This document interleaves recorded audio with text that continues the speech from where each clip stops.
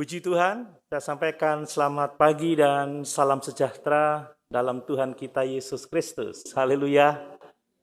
Kita sungguh bersyukur Tuhan menolong kita sehingga pagi ini kita boleh kembali bersama-sama bersekutu untuk menyembah Tuhan, untuk kita menerima kebenaran firman-Nya dan untuk kita melayani bersama-sama. Itulah fungsi kita sebagai gereja Tuhan, supaya melaluinya jemaat didewasakan dan ada jiwa-jiwa yang dijangkau dan dimenangkan untuk kemuliaan Tuhan. Mari kita masih dalam ibadah syukur 55 tahun pelayanan Ibu Gembala kita. Dan saya akan masih melanjutkan khotbah saya minggu lalu. Mari kita kembali membaca bersama-sama di dalam 1 Timotius pasal yang kelima. Saya akan membaca ayat 17 sampai 19, kemudian loncat ayat 23 sampai ayat yang ke-25. 1 Timotius 5 ayat 17 sampai 19, kemudian ayat 23 sampai 25. Demikian firman Tuhan. Penatua-penatua yang baik pimpinannya patut dihormati 2 kali lipat, terutama mereka yang dengan jerih payah berkhotbah dan mengajar. Bukankah kitab suci berkata, janganlah engkau memberangus mulut lembu yang sedang mengirik, dan lagi seorang pekerja patut mendapat upahnya. Janganlah engkau menerima tuduhan atas seorang penatua kecuali kalau didukung 2 atau 3 orang saksi. Ayat 23. Janganlah lagi minum air saja, melainkan tambahkanlah anggur sedikit, berhubung pencernaanmu terganggu dan tubuhmu sering lemah. Dosa beberapa orang mencolok seakan-akan mendahului mereka ke pengadilan, tetapi dosa beberapa orang lagi baru menjadi nyata kemudian. Demikian pun perbuatan baik itu segera nyata, dan kalau tidak demikian, ia tidak dapat terus tinggal tersembunyi. Puji Tuhan. Bapak Ibu Saudara yang dikasihi oleh Tuhan, minggu lalu kita telah belajar bersama-sama bahwa gereja itu melayani gembalanya, gereja itu melayani pendetanya dengan menghormatinya. Kita kembali membaca tadi bahwa penatua-penatua yang baik pimpinannya patut dihormati 2 kali lipat. Terutama mereka yang dengan jerih payah berkhotbah dan mengajar, saudara. Alkitab juga mengajarkan bahwa janganlah kita memberangus mulut lembu yang sedang bekerja, yang sedang mengirik.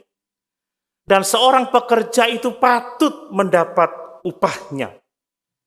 Kita telah belajar bersama-sama bahwa seorang hamba Tuhan, seorang gembala jemaat, pendeta, harus dihormati dengan cara memberikan rasa hormat kita yang patut kita tunjukkan kepadanya. Dan dengan mendukung pendeta kita dengan murah hati untuk mencukupi kebutuhannya, supaya melalui dukungan finansial itu, gembala kita dapat melayani lebih baik lagi. Amin. Nah, berikutnya kita juga belajar bersama-sama bahwa gereja atau kita melayani gembala dengan cara menjaganya atau melindunginya dari tuduhan-tuduhan palsu. Kita sudah membaca bersama-sama, janganlah engkau menerima tuduhan atas seorang penatua, kecuali kalau didukung 2 atau 3 orang saksi. Tadi kita mendengar Ibu Gembala katakan rentan terhadap virus, penyakit apapun juga. Betul saudara, memang sudah lanjut umurnya, tetapi pendeta lebih rentan terhadap fitnah. Lebih rentan terhadap tuduhan-tuduhan palsu. Ingat, iblis itu pembohong, iblis itu penuduh, iblis itu merusak gereja Tuhan. Dan biasanya iblis akan memakai orang-orang untuk memberikan tuduhan-tuduhan palsu, gosip, yang akan menghancurkan kehidupan pelayan Tuhan. Itu sebabnya kita jemaat, kita gereja harus menjaga pendeta kita dari yang namanya fitnah dan tuduhan-tuduhan palsu. Amin. Kalaupun kita mendengar sesuatu yang kurang baik, kita harus melihat sumbernya dari mana. Itu sesuatu yang penting, tidak langsung sembarang mendiamkan atau mengiyakan dan ikut bergosip, saudara. Ingat, kita memberi kesempatan kepada iblis kalau kita membiarkan tuduhan-tuduhan palsu ini menyerang hamba-hamba Tuhan yang melayani dengan baik, yang melayani dengan saleh, yang berjerih payah dalam membangun dan mengajar. Makanya tugas kita untuk menjaga gembala jemaat, para pendeta, pelayan-pelayan Tuhan dari tuduhan palsu. Nah, sekarang saya mau mengemukakan yang berikutnya, saudara. Bahwa gereja itu melayani gembalanya, jemaat melayani pendetanya dengan cara apa? Dengan cara menegur, saudara ya. Dengan cara menegur atau meminta pertanggungjawaban gembala, meminta pertanggungjawaban pendeta tatkala mereka hidup di dalam dosa. Ini firman Tuhan. Mari kita baca di dalam 1 Timotius 5 ayat 20-21. Perhatikan ayat itu dengan seksama. Mereka yang berbuat dosa, hendaklah kau tegur di depan semua orang agar yang lain pun takut. Di hadapan Allah dan Kristus Yesus dan malaikat-malaikat pilihannya, ku pesankan dengan sungguh-sungguh kepadamu, camkanlah petunjuk ini tanpa prasangka dan bertindaklah dalam segala sesuatu tanpa memihak. Siapa yang dimaksud dengan mereka yang berbuat dosa? Bapak Ibu saudara sekalian, ini konteksnya adalah Paulus berbicara kepada Timotius tentang penatua, tentang pendeta, tentang gembala jemaat. Jadi gembala jemaat yang berbuat dosa hendaklah kau tegur. Demikian firman Tuhan. Jadi kita bisa melayani gembala kita, melayani pendeta kita dengan menegur atau meminta pertanggungjawaban darinya kalau kita melihat atau kita mengetahui bahwa pelayan Tuhan ini hidup di dalam dosa atau melakukan kesalahan atau melakukan pelanggaran. Ini kehendak Tuhan, saudara. Kalau saya membaca di dalam terjemahan bahasa Inggris NIV dikatakan but those elders. Jadi yang dimaksud mereka itu adalah elders, tua-tua. Hamba Tuhan, pelayan Tuhan, pendeta, gembala. Jadi but those elders who are sinning, you are to reprove before everyone. Saudara, kalau kita mau membaca dengan cermat, sesungguhnya ayat ini adalah perintah Paulus kepada Timotius untuk menegur para penatua yang berbuat dosa. Ini adalah perintah khusus sebab Timotius adalah rekan sekerja Paulus dalam membangun jemaat-jemaat. Namun demikian, saudara, perintah ini juga relevan, juga menjadi tanggung jawab bagi jemaat untuk gembalanya. Amin, Bapak Ibu. Amin. Dan tidak hanya tugas tanggung jawab jemaat untuk gembalanya, tetapi ayat ini juga tepat digunakan untuk semua pelayan Tuhan. Karena di gereja itu pelayan Tuhan tidak hanya pendeta, tidak hanya gembala, tetapi juga ada diaken-diaken, pelayan-pelayan meja. Juga ada pelayan-pelayan altar, ada pemain musik, ada song leader, singer, ada choir, ada penerima tamu, mereka juga pelayan-pelayan Tuhan. Jadi ayat ini juga cocok untuk semuanya. Tidak hanya untuk gembala jemaat, tetapi juga untuk pelayan-pelayan yang lain. Apakah dia diaken, atau disebut majelis, atau pengurus gereja, atau orang-orang yang terlibat dalam pelayanan pekerjaan Tuhan. Jadi tugas dan tanggung jawab kita bersama, saudara. Saya sekarang menggunakan kata pelayan-pelayan Tuhan aja. Karena ini untuk semua. Tugas tanggung jawab kita bersama adalah kalau ada pelayan-pelayan yang berbuat dosa, kita harus menegur dalam kasih dan kebenaran, dan kita harus meminta pertanggungjawaban dengan baik dan benar. Amin, Bapak Ibu. Ini tugas kita. Mari kita melayani, saudara. Melayani pelayan-pelayan Tuhan ini dengan cara seperti itu. Tegurlah, mintalah pertanggungjawaban kalau ada di antara mereka yang melakukan pelanggaran atau yang berbuat dosa bahkan yang lebih lagi yang hidup di dalam dosa. Perhatikan saudara, ketika Paulus mengatakan bahwa para penatua harus ditegur di depan semua orang, ini sepertinya menunjukkan pada langkah terakhir saudara ya. Ini bukan langkah pertama, udah orang tahu salah langsung ditegur di depan semua orang. Mungkin ya memang maksudnya baik, tetapi itu seringkali membuat orang menjadi mundur dari gereja dan mundur dari Tuhan. Tampaknya ini adalah langkah terakhir. Berdasarkan Matius 18 ayat 15 sampai 18, mari kita lihat di sana. Matius pasal 18 ayat 15 sampai 18, saya membaca untuk kita sekalian. Apabila saudaramu berbuat dosa, tegurlah dia di bawah 4 mata. Jika ia mendengarkan nasihatmu, engkau telah mendapatnya kembali. Jika ia tidak mendengarkan engkau, bawalah seorang atau 2 orang lagi, supaya atas keterangan 2 atau 3 orang saksi, perkara itu tidak disangsikan. Jika ia tidak mau mendengarkan mereka, sampaikanlah soalnya kepada jemaat.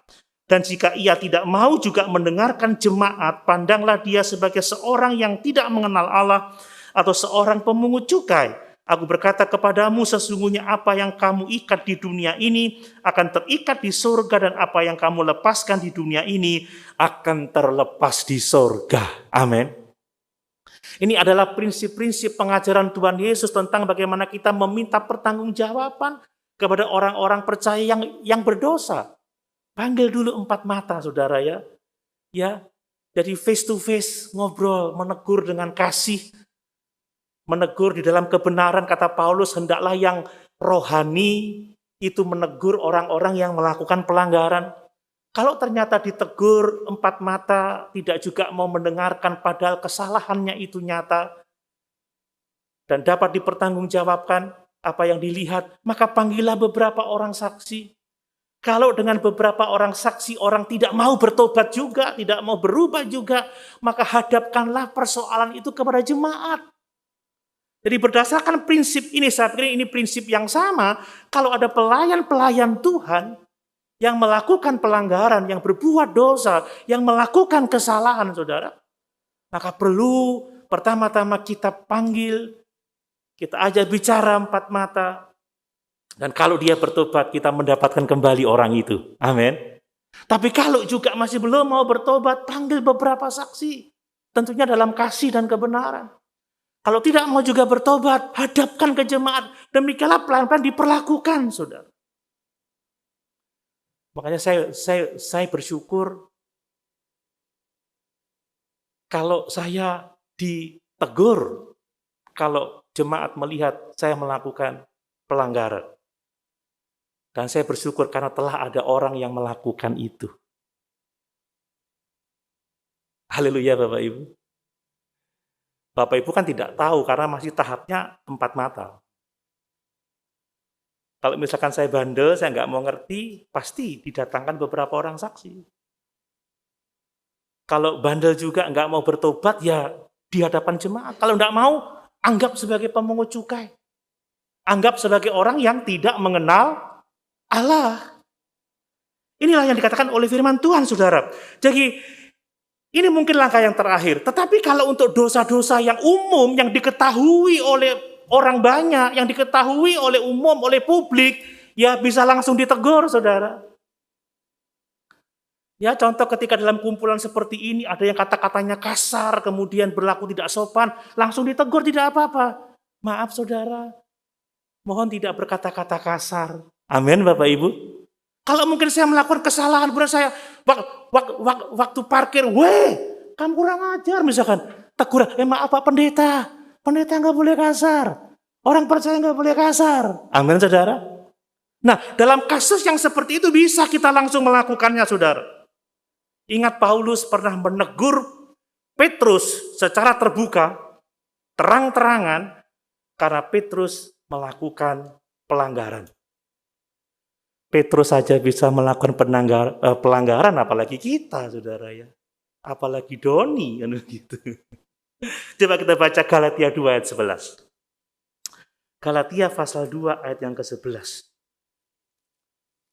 Demikian firman Tuhan. Tetapi waktu Kefas datang ke Antiokhia, aku berterang-terangan menentangnya sebab ia salah.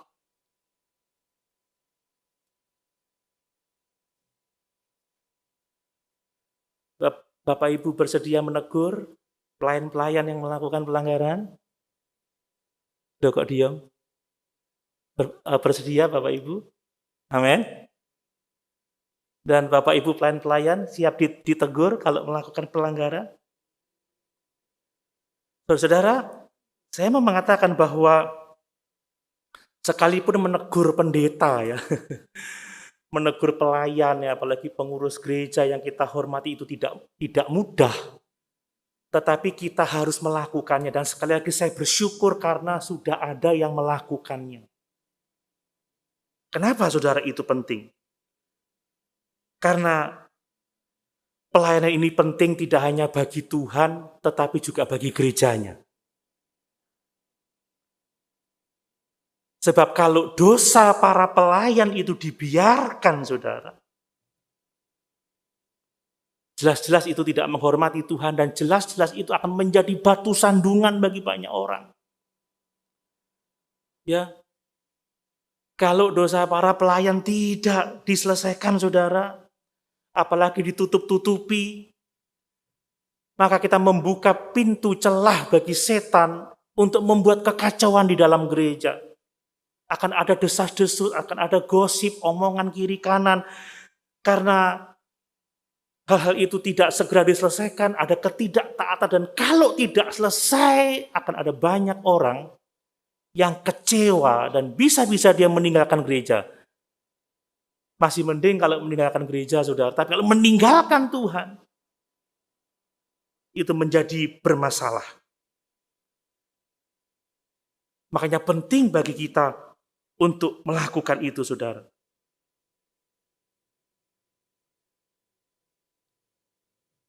Dan memang kalau ada dosa-dosa yang memang serius, saudara, dosa-dosa yang memang dalam tanda kutip keji, tidak pantas, maka memang seorang pelayan tidak bisa lagi melayani lagi.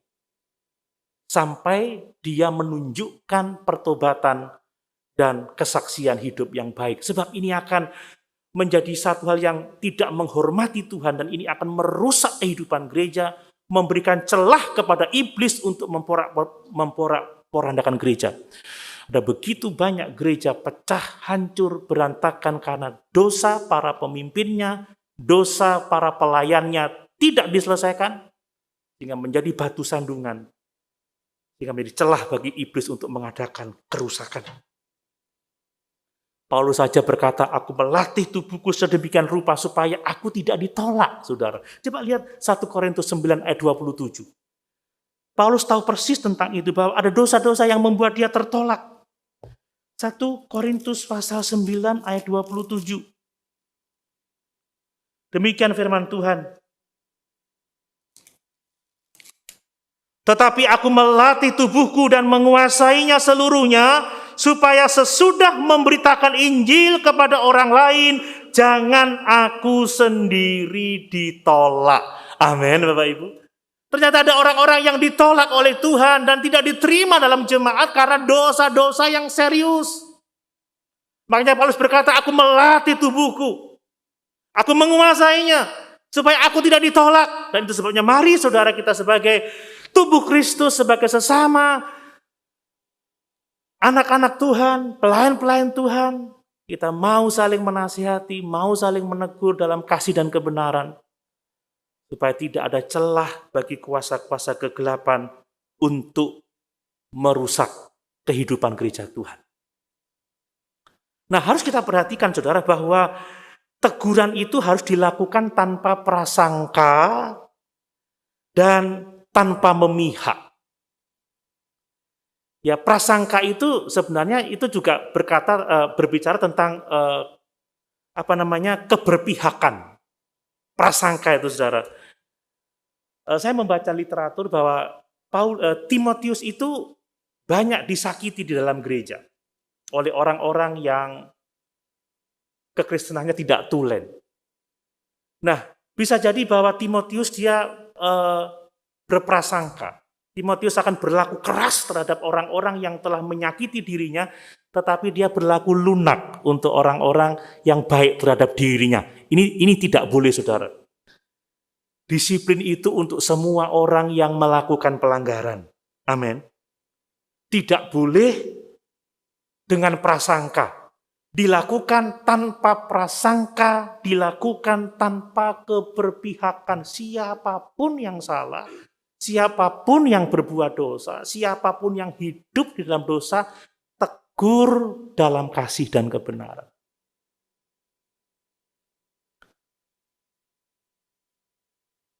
Dan yang jelas, tidak boleh memihak. Saya membaca di dalam terjemahan bahasa Inggris, tidak favoritism. Ya, saudara, ada tuh orang-orang yang favorit, saudara. Seseorang itu cenderung tidak akan mengekspos dosa teman dekat, orang-orang yang berpengaruh, orang-orang yang memiliki kedudukan yang baik, orang-orang yang memiliki prestise dalam masyarakat. Biasanya orang-orang yang seperti itu menjadi favorit, sehingga yang seperti itu tidak ditegur, tidak dinasihati kalau berbuat dosa. Teguran harus dilakukan tanpa prasangka, tidak melibatkan favoritisme, semuanya dipandang sama. Dan kita harus melakukannya sebab Tuhan Yesus, sebab malaikat-malaikat yang menjadi pilihan Allah itu memperhatikan kita. Ingat, saudara, bahwa setiap kita akan mempertanggungjawabkan setiap perbuatan kita di hadapan Tuhan. Jadi mari, saudara, menegur pendeta, menegur para pelayan yang berbuat dosa itu penting agar kehidupan gereja sehat, agar nama Tuhan dipermuliakan, agar tidak ada batu sandungan di dalam kumpulan orang percaya, dan agar kita tidak memberi kesempatan kepada iblis untuk menghancurkan pekerjaan Tuhan. Amin.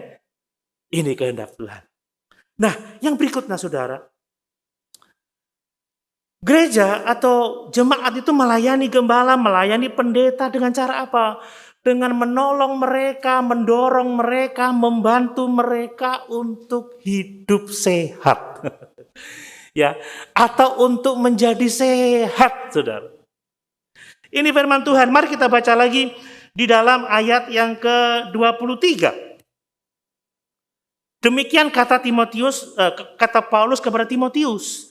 Janganlah lagi minum air saja, melainkan tambahkanlah anggur sedikit, berhubung pencernaanmu terganggu dan tubuhmu sering lemah.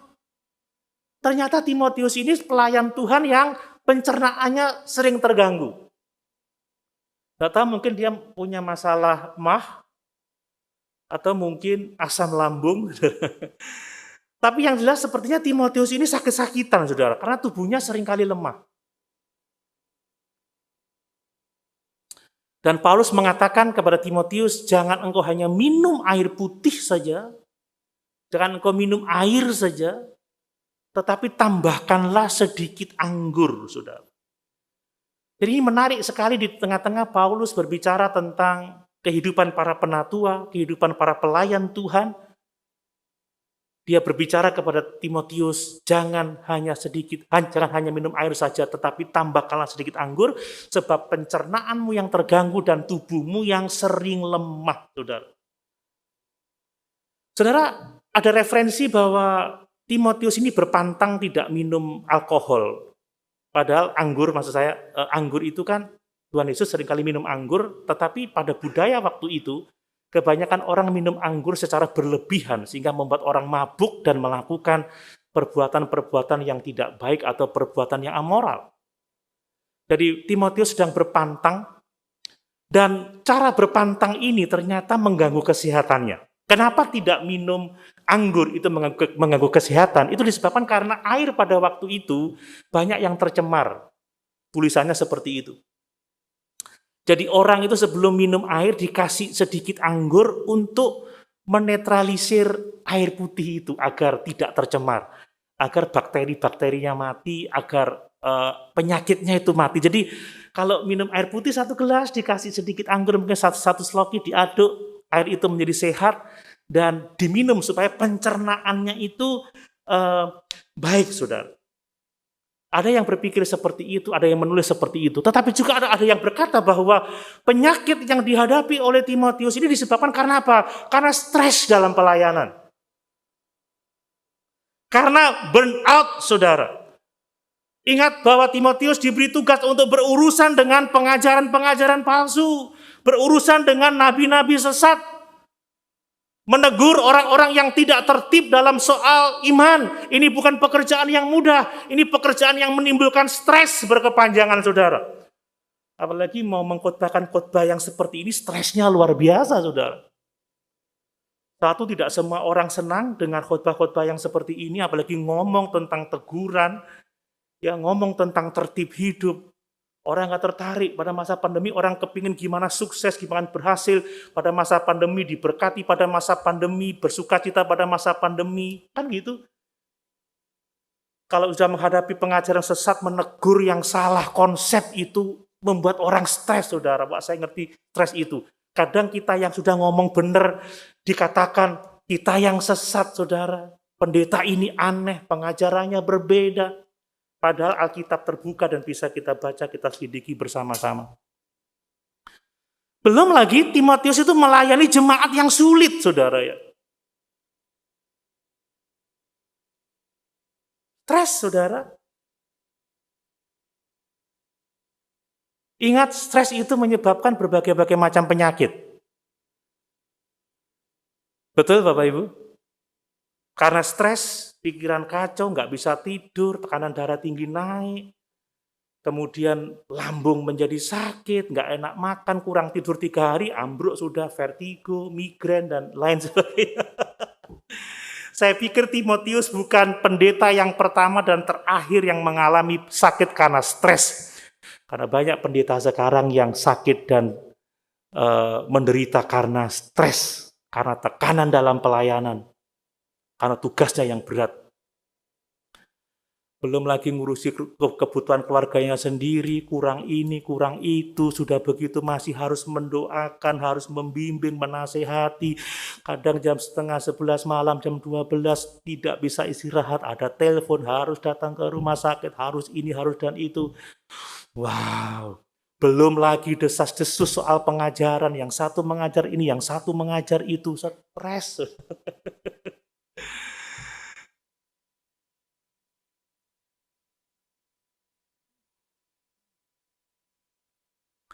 Makanya jemaat harus menolong pendetanya untuk hidup sehat. Amin, Bapak Ibu.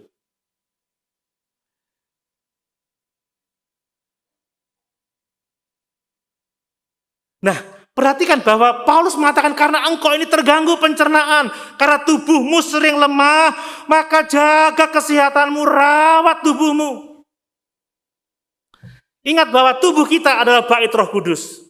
Di dalam 1 Korintus 6 ayat 19 dikatakan, tidak tahukah kamu bahwa tubuhmu adalah bait Allah yang berdiam di dalam kamu. Dan jika kita tidak memperhatikan tubuh kita yang adalah bait dari Roh Kudus itu, kita akan mendukakan Allah. Kita tidak akan bisa melayani dengan baik, tidak bisa melayani seperti yang Tuhan kehendaki. Saudara, memang Paulus juga sakit-sakitan. Dia berkata ada duri di dalam daging, tetapi dia berusaha supaya dia lebih baik dan lebih sehat lagi. Dan Timotius juga sakit-sakitan. Heran ya, Paulus sama Timotius sakit-sakitan, saudara. Lihat pergumulan seorang pelayan Tuhan. Urusan pribadinya, rumah tangganya, urusan kesehatannya, urusan pengajaran, urusan-urusan yang ada di dalam gereja, belum urusan organisasi, belum... Kadang-kadang karena kurang tidur nih mata kelihatan suntuk sekali.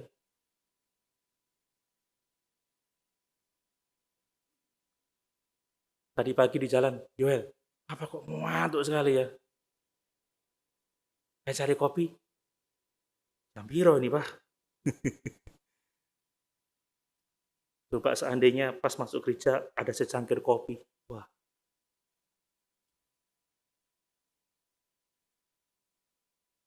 Saya pikir Bapak Ibu pernah mengalami keadaan yang sukar dan membuat kita stres dan akhirnya sakit. Itu sebabnya saudara, karena para pelayan Tuhan ini saudara ya, gembala, pendeta ini rentan terhadap stres. Sepertinya burnout itu biasa saudara ya. Itu adalah makanan sehari-hari. Kelelahan itu makanan sehari-hari. Banyak yang dikerjakan, banyak yang dipikirkan. Itu bukan sesuatu yang mudah.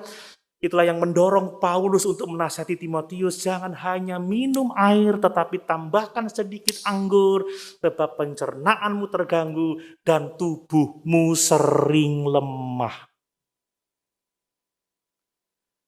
Kita tidak boleh mengabaikan kesehatan para pelayan-pelayan Tuhan. Amin, Bapak Ibu. Kita tidak hanya mendoakannya, tetapi kita juga menolongnya, membantunya, dengan cara-cara yang baik yang memang dapat menyehatkan tubuh kita bersama. Nah saudara, sebagai pemikiran yang lain saudara perhatikan bahwa ketika kita bicara tentang penyakit yang dihadapi oleh Timotius, menarik sekali bahwa Paulus tidak berkata, berdoalah kamu supaya sehat pencernaanmu, berdoalah kamu supaya kamu sembuh, tubuhmu kuat. Enggak saudara. Tapi jangan minum air saja, tapi tambahkan sedikit anggur. Paulus tidak memerintahkan Timotius untuk berlutut, berdoa saja, tidak. Tapi ada upaya, saudara ya. Dan yang menarik, Paulus itu, saudara, sapu tangannya aja lebih bisa menyembuhkan orang.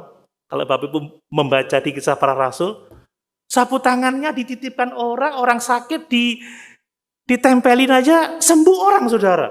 Kalau Petrus bayang-bayangnya aja bisa menyembuhkan orang. Tetapi kenapa dia tidak menggunakan sapu tangannya atau kuasanya, karunianya untuk menyembuhkan Timotius? Ini sesuatu yang harus kita perhatikan, saudara. Ada pengajaran yang mengatakan bahwa Tuhan tidak menghendaki orang percaya itu sakit. Dan kalau kita sakit, kita punya iman, kita pasti sembuh. Anak Tuhan tidak sakit, anak Tuhan tidak mengalami pergumulan. Tapi faktanya, saudara, Paulus ada duri dalam daging. Timotius pencernaannya terganggu dan tubuhnya sering lemah. Yang benar, saudara, kita tidak bisa menghindari yang namanya sakit penyakit. Tetapi kita bisa berusaha untuk hidup lebih sehat dan lebih sehat lagi. Amin. Dan kadang Tuhan mengizinkan kita mengalami sakit penyakit sebagai cara Tuhan untuk mendidik kita. Dan kadang Tuhan mau supaya kita bertahan dalam kondisi sakit dan kita bertumbuh dalam iman, kasih, pengharapan. Kita dibentuk, didewasakan oleh Tuhan melalui sakit penyakit yang kita hadapi.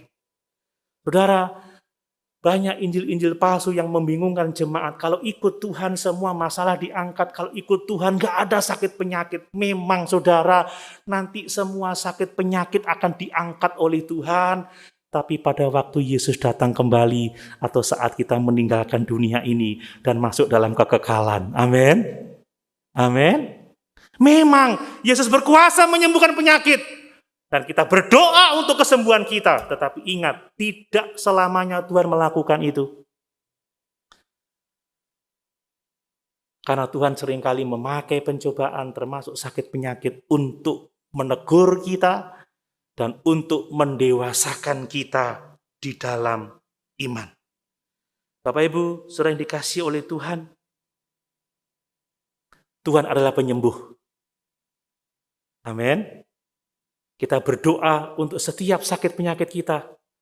Tetapi kalau Tuhan izinkan kita sakit, percayalah, Tuhan punya rencana atas hidup kita.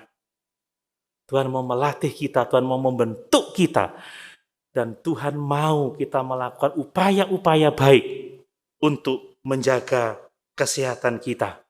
Mari, dengan Paulus mendorong Timotius untuk hidup sehat, demikianlah kita jemaat mendorong pelayan-pelayan Tuhan untuk hidup sehat, supaya pelayanannya baik, supaya pelayanannya membawa kemuliaan bagi nama Tuhan. Amin. Mari kita melayani gembala kita, pendeta kita dengan menghormatinya. Mari kita menjaganya dari tuduhan-tuduhan palsu. Mari kita meminta pertanggungjawaban darinya kalau seandainya dia melakukan pelanggaran atau berbuat dosa dalam kasih dan kebenaran. Dan mari kita menolong gembala kita untuk tetap sehat, kuat, sehingga nama Tuhan dipuji dan dipermuliakan. Amin. Sama-sama kita berdiri.